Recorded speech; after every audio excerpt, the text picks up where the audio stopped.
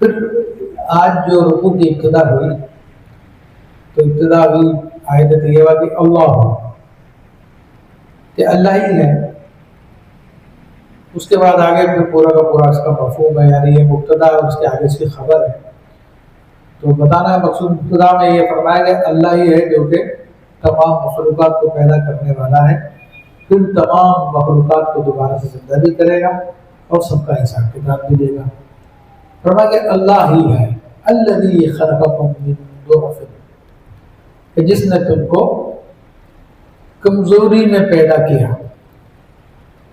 یہ انسان کے اسٹیجز کو بیان کیا جا رہا ہے. پھر آیت کا ترجمہ پیش کر دیتا ہوں. ثم جعل من بعد ضعف قوة، پھر تمہاری کمزوری کے بعد تمہیں جس نے طاقت بخشی. ثم جعل من بعد قوة ضعفا، پھر تمہارے طاقتور ہونے کے بعد پھر تمہیں کمزور کر دیا. وشیبہ، اور بڑھاپا دیا. یخلق ما یشاء، وہ جو چاہتا ہے بناتا ہے، پیدا کرتا ہے. وہو العلیم القدیر، اور وہی علم و قدرت والا ہے. تو یہاں پر انسان کے ابتدائی مراحل کو، درمیانی مرحلے کو، آخری مرحلے کو بیان فرمایا. اور حقیقت یہ کہ انسان جب پیدا ہوتا ہے تو جتنی بھی مخلوقات آپ دیکھ لیں جو آپ کو نظر آتی ہیں، ان میں سب سے کمزور ترین اسی کا بچہ ہوتا ہے. آپ دیکھیں بکری کا بچہ پیدا ہونے کے 1-2 گھنٹے کے بعد دوڑنا شروع کر دیتا ہے، بھاگنا دوڑنا شروع کر دیتا ہے. شیر کا بچہ پیدا ہوتا ہے، اس کو پھر بھی جو ہے اس کے پاؤں میں وہ ناخن ہوتے ہیں، سب چیزیں ہوتی ہیں، اور تھوڑی دیر بعد وہ بھی چلنا پھرنا شروع کر دیتا ہے. انسان کا بچہ ایسا ہوتا ہے کہ جو کافی عرصے تک چل پھر نہیں سکتا، تو حرکت نہیں کر پاتا، اپنی جگہ سے کروٹ نہیں لے سکتا. وہ بچہ، اس کا یہ حال ہوتا ہے. تو اتنی کمزوری میں اللہ تبارک و تعالیٰ نے انسان کو پیدا فرمایا. پھر اس کے بعد جب جوانی کا مرحلہ آتا ہے تو فرمایا کہ تمہیں کمزوری کی بات کرو، قوت عطا فرمانے کی. جو جوانی میں آتا ہے تو وہی بچہ کل جو پیدا ہوا تھا بالکل موم کی طرح نرم تھا، اب وہ فولاد کی طرح پتھر بھی ہو جاتا ہے، فولاد کی طرح بھی ہو جاتا ہے، سخت بھی ہو جاتا ہے. دیواروں میں بھی ٹکرے مارتا ہے، اور دیواروں میں گھونسے بھی مارتا ہے، اور پھر اپنی طاقت کا مظاہرہ بھی کرتا ہے. سب کچھ کر رہا ہوتا، بڑا طاقتور بنا دیا اللہ تبارک و تعالیٰ نے اس کو. پھر اس کا پن آتا ہے، پھر بڑھاپا آ جاتا ہے. پھر وہی جو کل کو طاقتور تھا وہ کمزور ہو جاتا ہے. بڑے بڑے پہلوانوں کے بارے میں سنا کہ جو بہت زیادہ طاقتور تھے، ایک وقت میں کئی لوگوں کو وہ پچھاڑ دیا کرتے تھے. ایک ٹائم میں کئی بکرے کھا جایا کرتے تھے. جب آخری عمر میں ان کو دیکھا گیا تو وہ بالکل صوفی ہو گئے، کیونکہ ان کا یہ حال ہو گیا تھا کہ اب چائے کا کپ بھی ان کے ہاتھ میں کب کب آتا تھا. یہ ان کا حال ہو جاتا ہے. جو اتنا طاقتور تھا اتنا کمزور ہو گیا. پھر فرمایا کہ پھر کمزور کر دیتا، پھر اس کے اوپر بڑھاپا آ جاتا ہے. اب بڑھاپا انسان کے بالوں میں سفیدی آ جاتی ہے. یہ ایک علامت ہے بڑھاپے کی، لیکن آج کل تو بہت لوگوں کو جلدی بھی آ جاتی ہے بیماری کی وجہ سے. حضرت ابراہیم علیہ السلام کے جب بالوں میں سفیدی آئی تو انہوں نے اللہ تعالیٰ کی بارگاہ میں عرض کی، اے میرے رب یہ کیا؟ تو اللہ تعالیٰ نے ارشاد فرمایا کہ ابراہیم یہ وقار ہے جو اہل ایمان کو دیا جاتا ہے. پھر سنت اس میں کیا ہے؟ البتہ سنت اس میں نبی علیہ السلام کی یہ ہے کہ آپ علیہ السلام نے فرمایا کہ غیر هذا الشیب بالحناء والکتم، کہ اپنے بالوں کی سفیدی کو مہندی سے اور وسمہ سے تبدیل کر دو. حضرت ابو بکر صدیق رضی اللہ عنہ کے والد کو دیکھا تو ان کے بال بالکل سفید ہو رہے تھے. تو آپ علیہ السلام نے فرمایا کہ کوئی ایسی چیز نہیں ہے جس سے اپنے بالوں کو تم رکھ سکو. تو نبی علیہ السلام کو پسند بالوں کو رکھنا ہے، یعنی کالا نہیں کرنا، باقی دوسرا رنگ سنت ہے.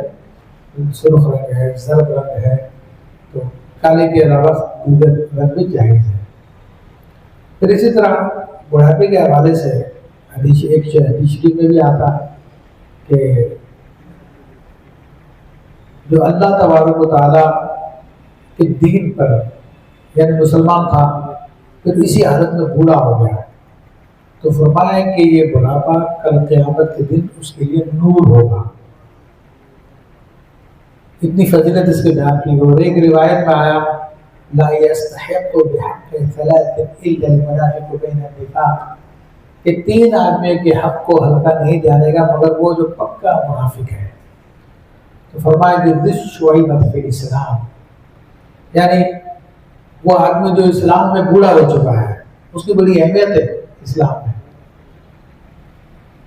اس کی عزت کرنی چاہیے، اور اس کی جو عزت نہ کرے وہ پکا منافق ہے. نبی علیہ السلام کی زبان میں فرمایا کہ عالم دین کی بھی بےزتی وہی شخص کرے گا کہ جو پکا منافق ہے. اسی طرح فرمایا کہ عادل حکمران، تو عادل حکمران کی بھی عزت کرنے کا حکم دیا گیا ہے. پھر ایک روایت میں یہ بھی آتا ہے کہ اللہ تبارک و تعالیٰ ارشاد فرماتا ہے جب بندہ بوڑھا ہو جاتا ہے، اللہ تعالیٰ فرماتا ہے کہ میرے بندے تیری عمر بڑی ہو گئی ہے، تیرے بال سفید ہو گئے ہیں، تیری ہڈیاں کمزور ہو گئی ہے، تیری جلد پتلی ہو چکی ہے، اب تیرا وقت میرے آنے سے قریب ہو چکا ہے، تو مجھ سے حیا کر، گناہوں سے بچ. تو یہ سارے کے سارے حدیث میں اس کے بارے میں ذکر آیا. تو اللہ تعالیٰ فرماتا ہے کہ ہم یہ سارے کے سارے اسٹیجز انسان کے اوپر پورے کرتے ہیں. یخلق ما یشاء، جو چاہتا ہے بناتا ہے. اب وہ مجھے کیوں ایسا کرتا ہے، اس کی مرضی ہے، بادشاہ. وہ چاہتا تو ہمیشہ ہی جوان رکھتا، وہ چاہتا تو ہمیشہ ہی بچہ رکھتا، جیسی اس کی مرضی اس نے کیا. لیکن یہ ساری کی ساری تبدیلیاں اس بات پہ دلالت کر رہی ہے کہ اللہ تعالیٰ ہر قسم کی تبدیلی میں قادر ہے. تو جو بندے مر جاتے ہیں، مرنے کے بعد ان کو زندہ کرنے کے بھی قادر ہے. وہ اس میں اشارہ کر دیا وہ العلیم القدیر. وہ علم والا بھی ہے، ظاہر سی بات ہے کہ اتنے بڑے کام کرنے کے لیے علم کی ضرورت بھی ہے. پھر وہ قدیر، قدرت والا بھی ہے، کہ ایسے بڑے کام کرنے کے لیے قدرت بھی چاہیے. تو اللہ کے پاس دونوں چیزیں ہیں، علم بھی ہے، قدرت بھی ہے، تو سب کچھ کر سکتا ہے. فرمائے کہ یوم تقوم الساعۃ یقسم المجرمون ما لبثوا غیر ساعۃ. اور جس دن قیامت قائم ہوگی تو مجرم قسم کھائیں گے. کس بات کی قسم کھائیں گے؟ کہ وہ تو تھوڑی سی دیر رہے ہیں یہاں پر، دنیا میں تھوڑی سی دیر رہے. اب یہاں پہ مجرم سے مراد کون ہے؟ مجرم سے مراد وہ کہ جنہوں نے اللہ کے دین کو قبول نہیں کیا، وہ لوگ جو ایمان نہیں لائے، وہ لوگ جو دیری ہو گئے تھے، وہ لوگ جو کہ انسانیت کے مذہب پہ آ گئے تھے کہ سب انسان ہے، کوئی مذہب نہیں ہے، جو اس قسم کی باتیں کرنے لگے تھے، جنہوں نے اسلام کو چھوڑ دیا تھا، یہ اسلام کو قبول ہی نہیں کیا.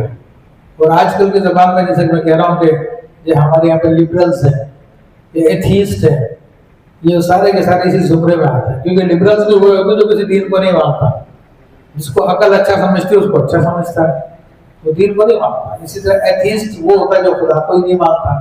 تو آج ہمارے معاشرے میں اس زہر کو بھی بڑی تیزی کے ساتھ انجیکٹ کیا جا رہا ہے. اور ہمارے اطلاعات کے مطابق یہ جو لوگ جن کے پاس بہت زیادہ مال پیسہ ہے، عموماً حلال کی کمائی نہیں ہوتی، ان کے بچوں میں، ان کے اسکولز میں اکثر جو ایتھیسٹ بچے ہو رہے ہیں، وہ مذہب کو نہیں مانتے. خود میرے پاس جاننے والے وہ کہتے کہ ان کے بچے کہتے کہ نہیں ہم اللہ کو نہیں مانتے، معاذ اللہ سبحان اللہ، حالانکہ مسلمان گھرانے میں پیدا ہوئے. یہ زہر ہمارے یہاں پہ اڑیلا جا رہا ہے، ہمارے نوجوانوں کے رگوں میں ڈالا جا رہا ہے.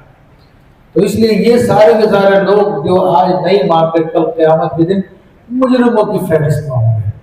کیونکہ دنیا میں تو انکار کرتے رہے، نہیں مانا کسی چیز کو، اذانوں کی آواز سنتے رہے، علماء کی باتیں سنتے رہے، لیکن کسی کو تسلیم نہیں کیا. ایسا باتیں فالتو باتیں نہیں، اس قسم کی باتیں کہیں کہ جان چھڑا دی. لیکن جب قیامت آ جائے گی اور سب کچھ اپنی آنکھوں سے دیکھ لیں گے تو اب ہیلے بازی شروع کر دیں گے. اب وہاں پہ کیا ہیلا ہوگا کہ اللہ تمہیں تو ہمیں بہت تھوڑی دیر دنیا میں موقع دیا ہے ہم تو صرف ایک گھڑی کے لیے دنیا میں رکے تھے، ما لبثوا غیر ساعة، ہم تو دنیا میں نہیں رہے مگر بہت تھوڑا رہے، تو ہمیں واپس چانس دے دے، ہمیں دنیا میں واپس بھیج دے، ہمیں مان نہیں آئیں گے، نیک عمل کریں گے، تیرے دین کو مانیں گے۔ اب وہاں پہ پھر یہ بہانے گھڑیں گے، ابھی ماننے کے لیے تیار نہیں ہے، ابھی بھی جھوٹ بول رہے ہیں، اب وہاں پہ بھی قیامت کے دن جھوٹ بولیں گے، لیکن ہم تو بہت تھوڑی دیر رہے ہیں، مگر اللہ نے پہلے بتا دیا کہ تم نے بہت ٹائم گزارا، تمہارا بچپن بھی آیا تھا، تمہارا لڑکپن بھی آیا تھا، تمہاری جوانی بھی آئی تھی، تمہارا ادھیڑ پن بھی آیا تھا، تم کو بڑھاپا بھی آیا تھا، تم پہ بڑے اسٹیجز گزرے ہیں، اس لیے پہلے ذکر کر دیا۔ لیکن یہ چونکہ ان کو جھوٹ بولنے کی عادت پڑ چکی ہے، تو یہ قیامت کے دن پھر جھوٹ بولیں گے۔ كذلك كانوا يؤفكون، وہ ایسے ہی اونگے جاتے تھے، وہ یعنی دنیا میں بھی ایسے ہی بکواسیں کرتے تھے جیسے ابھی قیامت کے دن کر رہے ہیں، کیونکہ مومن جو ہے وہ دنیا میں بھی سچ بولتا ہے اور آخرت میں بھی سچ بولے گا، کافر دنیا میں بھی جھوٹ بولتا ہے اور آخرت میں بھی جھوٹ بولے گا۔ اس لیے قرآن کے بعض آیتوں میں آیا نا کہ یوم نختم علی افواہہم وتکلمنا ایدیہم، کہ اس دن ہم ان کے منہوں پہ مہر لگا دیں گے اور ان کے ہاتھ پاؤں ہم سے کلام کریں گے، کیونکہ منہ سے تو جھوٹ بولیں گے وہ، پھر ہاتھ پاؤں گواہی دیں گے ان کے خلاف۔ تو اس لیے کافر جھوٹ بولے گا وہاں پہ۔